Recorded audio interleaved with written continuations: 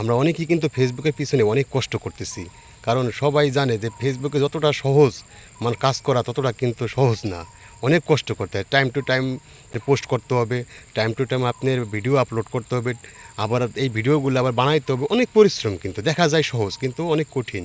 কিন্তু আমাদের একটা কথা কি যে আমরা এত পরিশ্রম করতেছি, এত কাজ করতেছি, এখন আমাদের কাজ করাটা কি সফল হবে কিনা? এটাও কিন্তু আমাকে দেখতে হবে। এখন সফল হওয়ার মূল মন্ত্র কি? আমাদের ফেসবুক আইডিটা।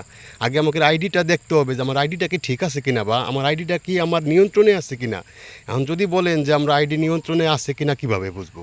হ্যাঁ, বোঝার সিস্টেম আছে। যেমন ধরেন, মনে করেন যে আপনি ফেসবুকের সেটিংয়ে যাবেন। সেটিংয়ে যাওয়ার পর দেখবেন যে আপনার পার্সোনাল ডিটেলসে যেয়ে দেখবেন যে আপনার ফেসবুকে যে মোবাইল নাম্বারটা দিয়েছেন বা যে ইমেল আইডি থেকে ইমেল আইডি দিয়ে আপনি ফেসবুকটা খুলেছেন, সেই নাম্বারগুলো কি আপনার কাছে আছে কি না।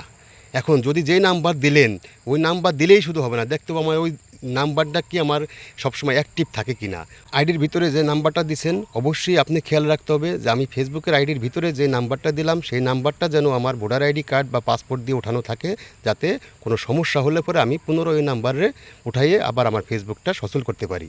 হ্যাঁ, তাহলে আমাদের দেখবেন কি পরিশ্রমটা আমাকে সফল হবে।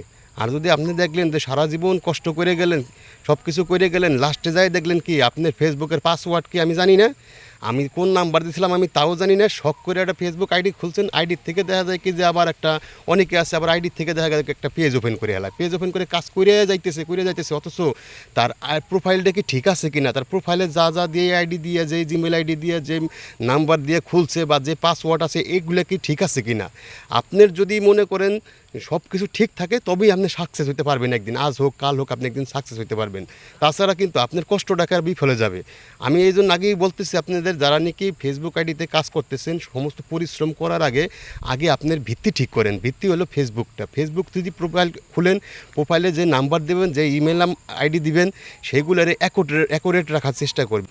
এবং আপনার যে মোবাইল নাম্বার দিবেন অবশ্যই ভোটার আইডি কার্ড দিয়ে উঠাবেন এবং পাসপোর্টের ফটোকপি দিয়ে উঠাবেন, যাতে নাম্বারটা আপনার পার্সোনাল হয়ে যায়, জীবনে আর কোনো দিন অন্য কেউ না নিতে পারে।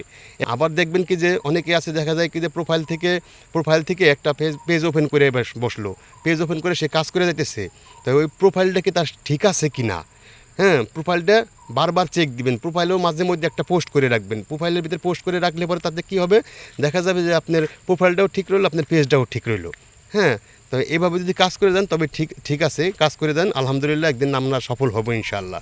আর যদি যারা নাকি ভাবে একটা মনে করেন যে আইডি খুললে বসে কাজ শুরু করে দিয়েছেন, তাদের কিন্তু অনেক ভুল হবে ভাই।